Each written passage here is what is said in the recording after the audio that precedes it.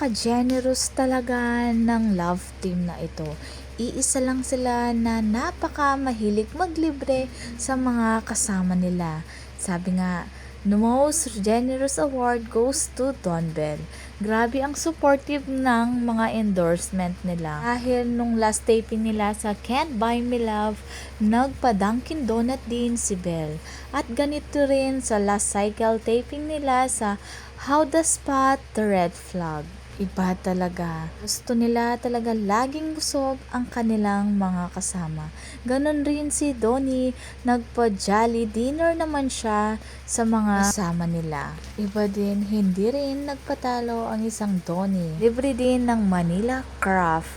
Sabi nga nila last time Antipolo for Can't Buy Me Love, this time naman Manila to La Union. Grabe, nasa kanila na talaga ang lahat at talagang nagkakasundo silang dalawa at parehas na parehas ang mga tingin nila sa mga co-star nila at mahilig din maglibre